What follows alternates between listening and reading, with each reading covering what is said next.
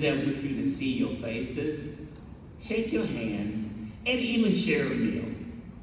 Since I can't, I hope by the end of our time together, two things will be clear. First, that I care about you and want you to succeed. I truly do believe that there is room at the top for all of us, and I will do whatever I can to help you get there.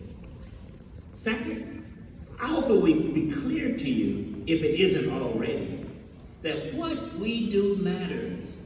Lives change when we do our jobs well. Futures are more secure. Spouses, sons, and daughters know they're loved when we're at the top of our game. People can sleep easily in their beds at night. So let's get started. Look at your screen and tell me what you see. Most people will tell you that there is nothing there. Maybe that's what you're saying right now. You don't see anything. So you're thinking there cannot be anything. But the truth is, success is always about seeing what isn't there and reaching for what you do not have. It means aiming higher than where you are now. It means saying yes to the not yet. Because no matter how good we are, we can get better. What we do for our clients doesn't stop with one sale. We have to envision a future for them, one they're willing to run after with your help. So when you see this, rather than saying nothing, see that you have nothing to lose and everything to gain. You have nothing to lose because what you have, no one can take away from you. You have everything to gain if you're willing to do for yourself what you get paid to do for others. Imagine a better future and chart a course to go after it. Fear, imagine a worse future and chart a course to avoid it. That is not the business we are in. We're in the business of being brave. We're called to be courageous for our clients and then be courageous with them. So fear cannot factor into what we do, even if you do experience it, and sometimes you will. Always remember, fear is a feeling, but courage is a decision.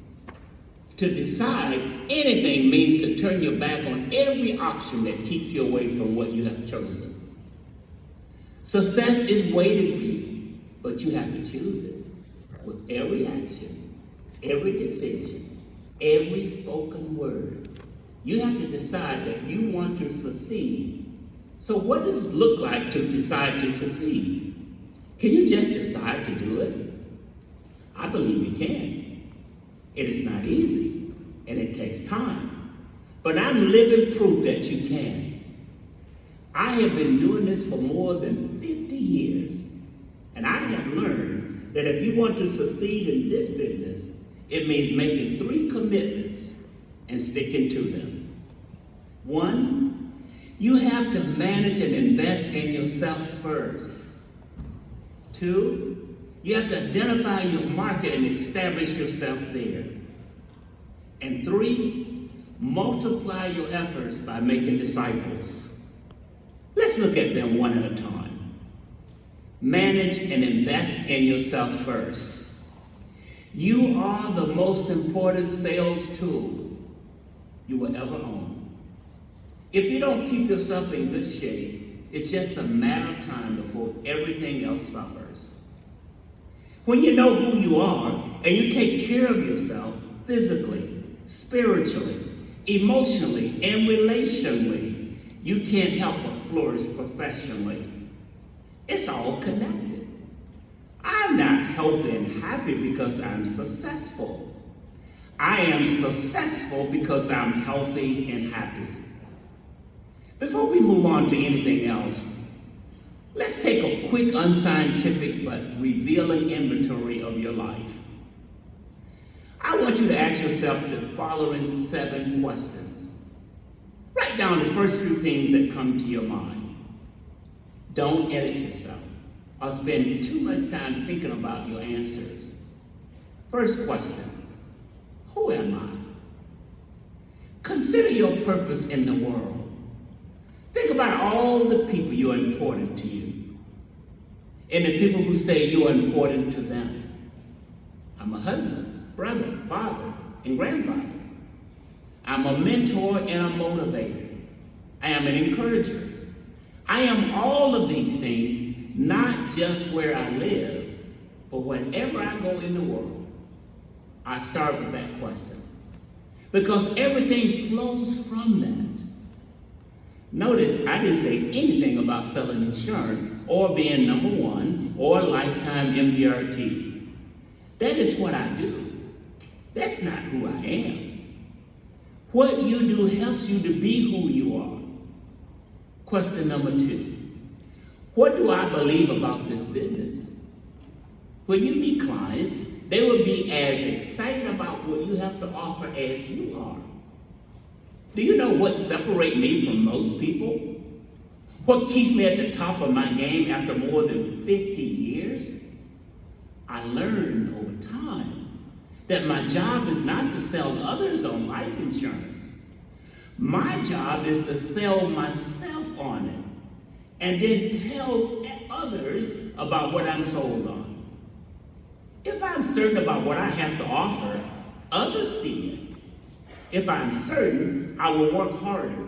If I'm certain, I will keep on learning. If I'm certain, I can wake up excited every morning and go to bed satisfied I've done a good job for the right reason. What we believe about ourselves first and then about this business drives our actions. Because I truly believe that life insurance is life-changing and hope-giving. I don't approach my clients worried about convincing them. I meet them excited to tell, not desperate to sell. Periodically, you should revisit what you believe about this business, especially in those times when you are challenged or discouraged. Question number 3. What do I know, and am I teachable? We find the confidence to do what we do both when we know what we're talking about and when we are willing to listen to others. Most of my business comes not from telling a prospect what they ought to know, but from them telling me what I ought to know. You don't lead with what you know. You lead with what you want to know. I don't talk about products or try to close a sale in my first meeting. I am curious and interested in learning about the person or people in front of me. Number 4, what is off the table and up for grabs? Here I'm talking about your character. What do you refuse to do or insist upon in your work? What are your limits? What won't you compromise? I've had people ask me to lie on applications. I won't. Some advisors are tempted to sell a product to make a quota. Even if waiting to learn more is better for their client, I won't do that. There's an old rule of business which says you should under-promise and over-deliver. But don't over-promise and under-deliver. I don't over-promise and I don't under-deliver. I say what I mean and I mean what I say. I show up when I say I will. The people I know can count on that. They can count on me. Character builds trust. Decide what kind of person you're going to be. If you're not sure where to start, decide what you want others to say about you when you're not around. Be that person. Question number 5. Who am I doing this for?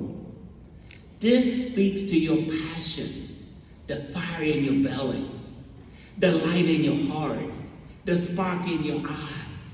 You don't have to know me very long to know that my wife, Miss Carol, is the beat of my heart. Making her happy and secure wakes me up and moves me through my day. My daughters and grandchildren drive me. The men and women I mentor inspires me.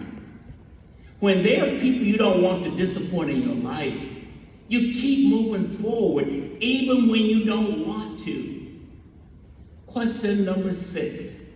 How sharp is my axe blade?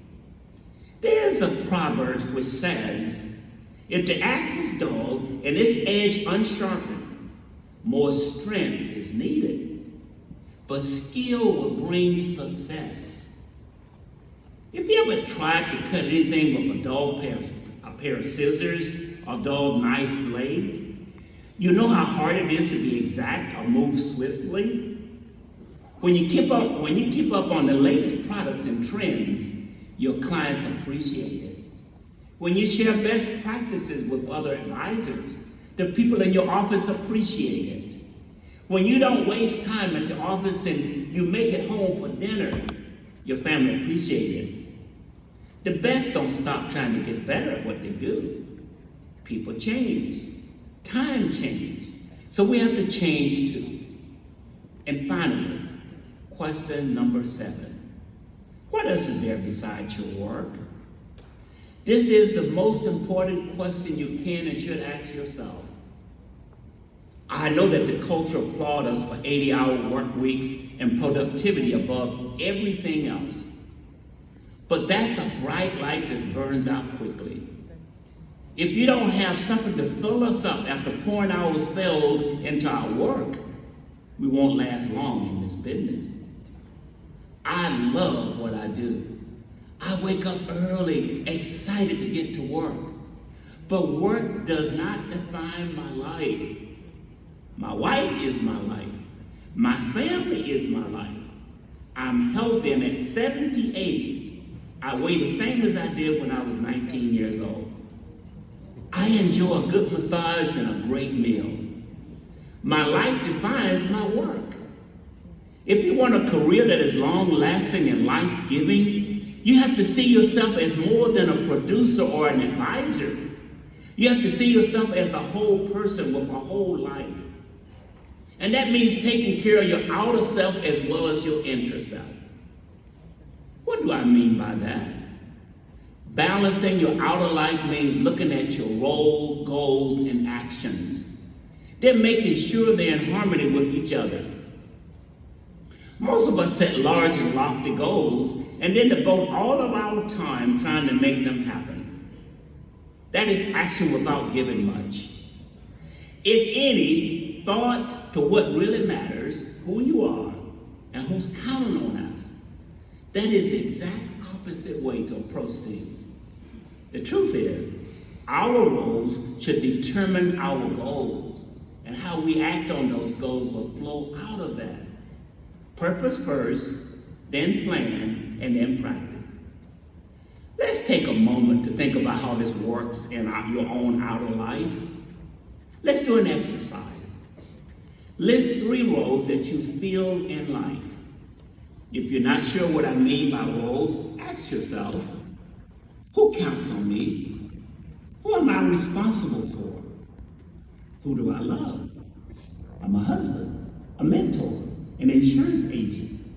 I'm many more things, but that's just 3 of them. Then I want you to choose just one of your roles and create 3 goals and finally 3 action steps. 1 for each goal.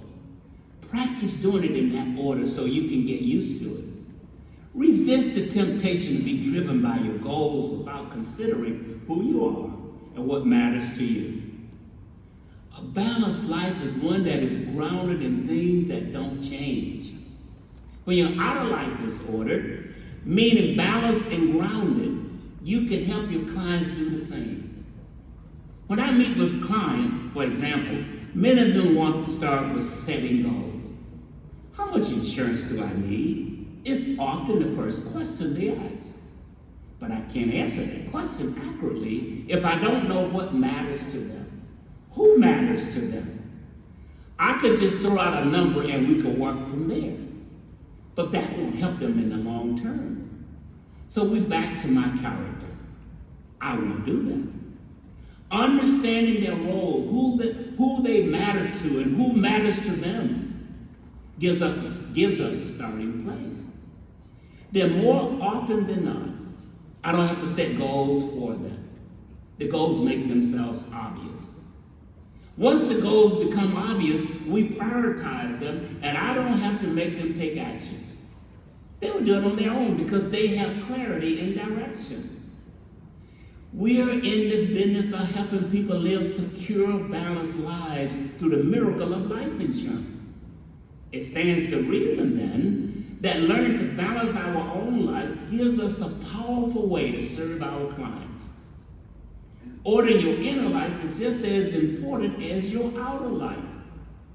It's not more so. The inner life consists of the mind, the body, and the spirit. But all of the work takes place in the mind.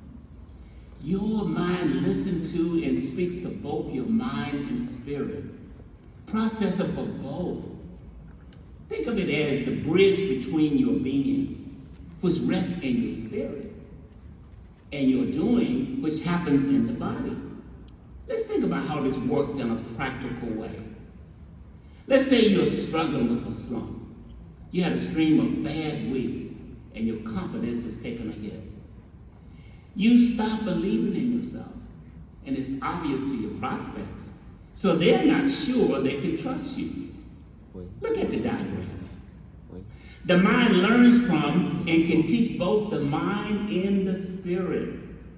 What we believe in our spirit only translates into behavior if our mind permits it.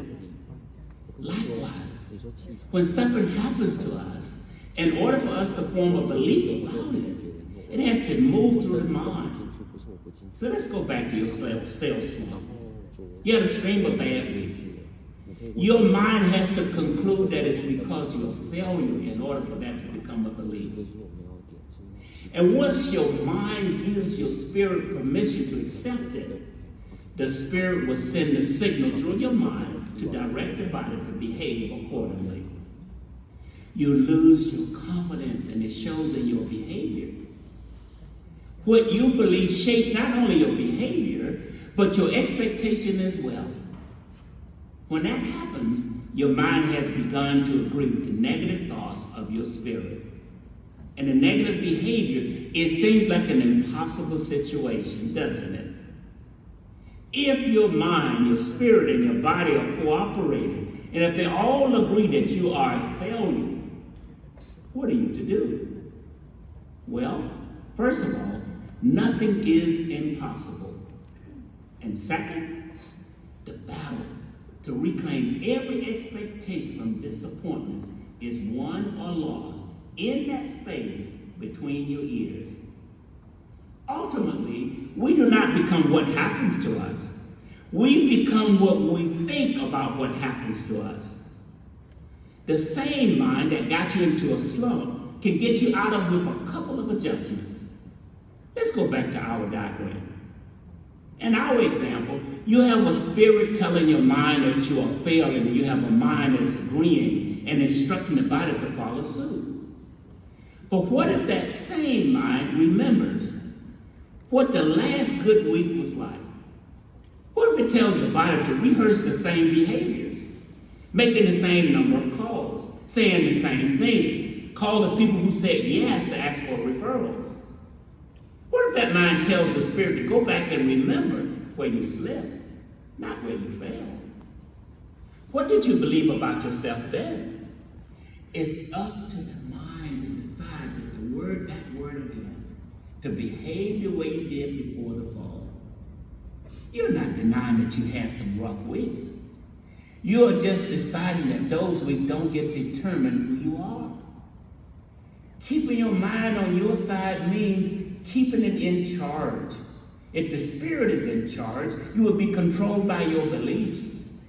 If you believe you're a failure, you will become one. If you believe you're out of control, you'll give up trying. If you believe things are hopeless, you'll stop dreaming and stop imagining a better tomorrow. If the body is in charge, you will be controlled by your appetite and your comfort. What feels good will become your reality. If you don't feel like working, you won't. If you're angry, disappointed, or sad, that will drive you. But if you're uncomfortable hearing no, you won't put yourself in the position to hear it. That means avoiding prospecting, avoiding cold calls, avoiding meetings. The mind can make the body do what it needs to do, but doesn't want to. The mind can disagree with the spirit and move forward, even if the spirit is afraid to. You may not believe you're good at what you do, but you can behave your way into belief. I have never gotten out of a slump without changing the mind that puts me into it. And once I was out, I took steps to keep my mind from turning against me by following a few rules. Never stop learning. I let whatever I did to get me back on track becomes a part of who I am. Learning using all your senses. Learning takes place on the whole self. You see, hear, remember, act, and feel your way into truth. The more ways you can experience something, the more deeply it embeds itself into your reality. Maximize your brain use.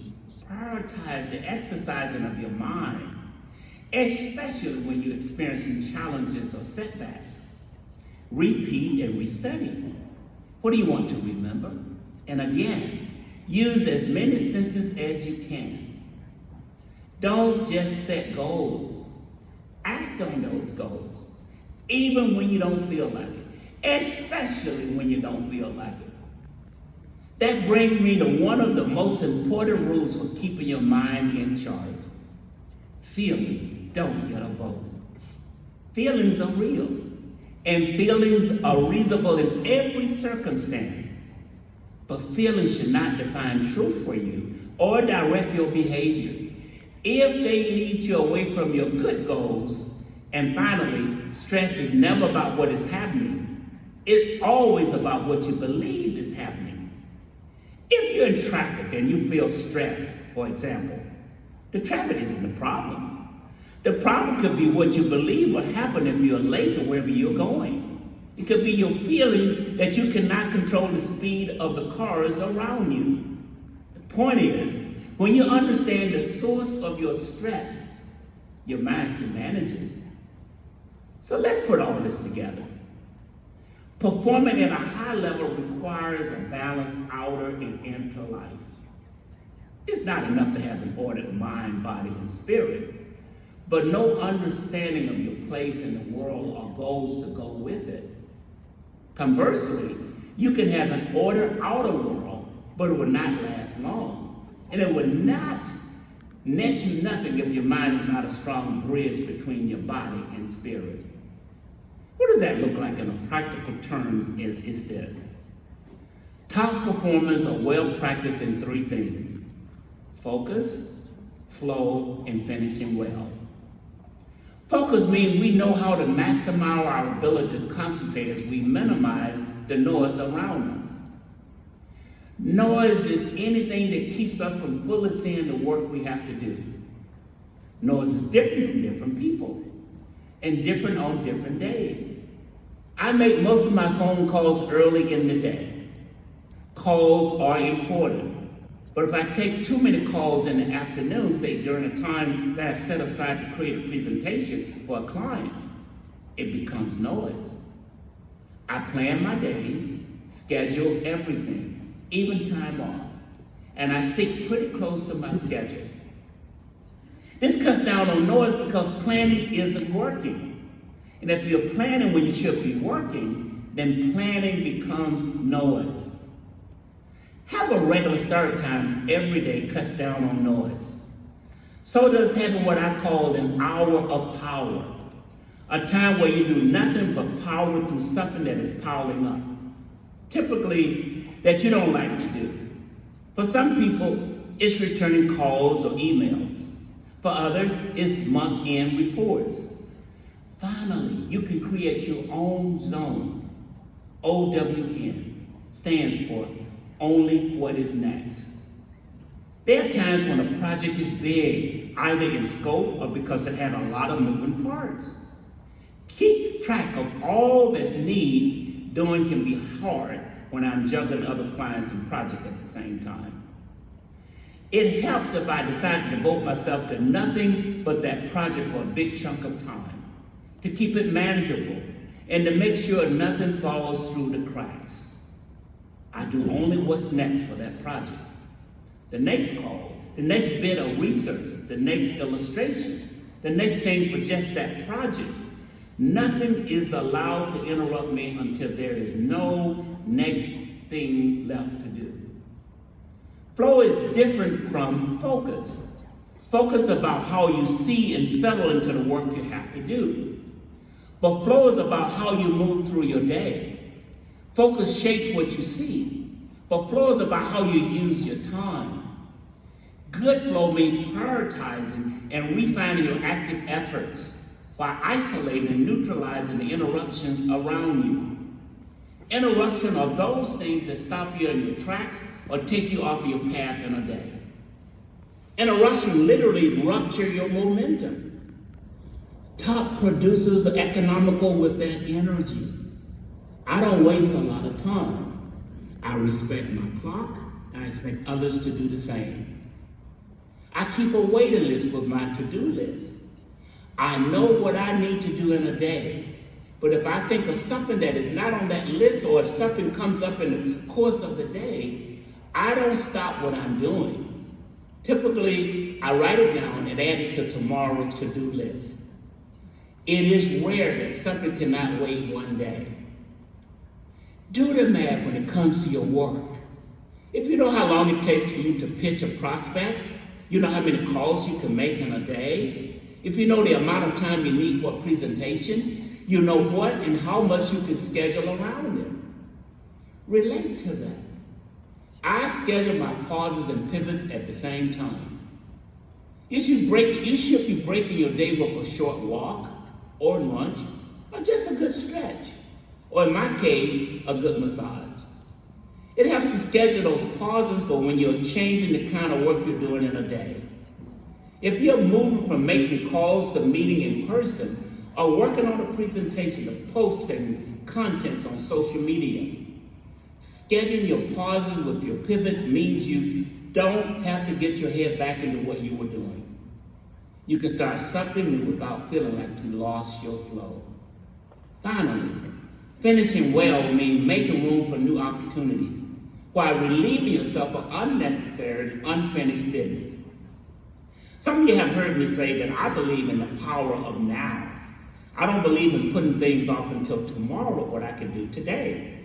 Excuse me. That is an old saying, but I'm an old man, and it still works for me. Finishing doesn't just mean getting work off your plate. It means making room for new opportunities. You want to look forward at the end of the day, not backwards. I try to finish my day with nothing to look back on. I do that by making my action to the best of my ability simple, complete, and immediate. Simple, doing the work I have to do and nothing more. Complete, doing the work I have to do and nothing less. Immediate, doing the work I have to do not a moment sooner or later than I'm able to do it. I do the big task first, then sails through the small ones. This keeps me productive without being overwhelmed by what I left unfinished. The problem with unfinished work is that it is both noise and interruption. It ruins your focus and ruptures your flow. It is tempting to leave things undone, especially of you having some space in your day tomorrow. But if you fill up your tomorrow with yesterday's work, how will you make room for the unimaginable? How will you dream? Commitment number 2. Identify your market and establish your credibility there. Once you learn how to shape and sharpen the most important sales tool you will ever own, yourself, it's time to put that tool to test out in the marketplace. Shifting from how to manage and invest in yourself to getting and keeping clients was a game changer for me. I went from a high volume of clients to having fewer high value clients.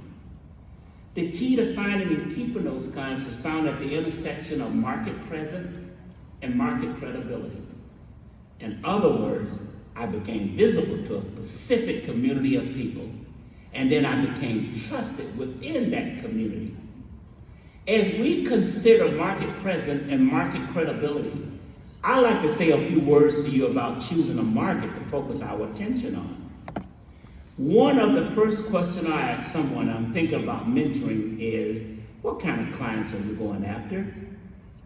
I'm looking for them to be specific, but they almost always say someone with a lot of money, or someone who would buy a lot of insurance. My next question is usually something along the lines of, do you know anyone with a lot of money? How about someone who wants to get a lot of insurance? The majority of times, the answer comes back, no. Choosing a market focus is one of the most important things you can do because it greatly increases your odds of being seen and heard, but only if you're smart about choosing your market.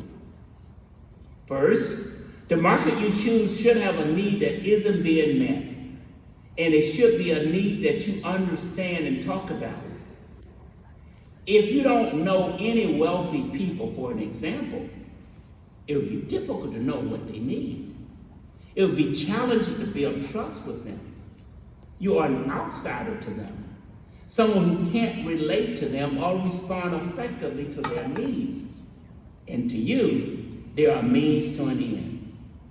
It's hard to plan long-term for people you don't understand. So repeat and referral business will be unlikely. You increase your odds of establishing yourself if you look for a community and a profession you feel connected to.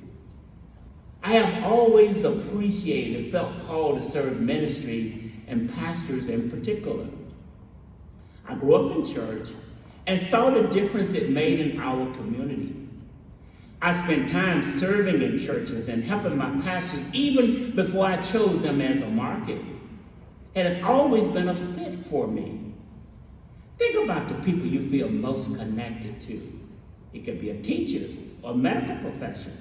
Maybe you know a lot of law enforcement officers or accountants. Who do you always notice? Who do you always appreciate? Who would you like to serve? Who needs what you have to offer? These are questions that will help you zero in on a market that is right for you. Let your passion direct you.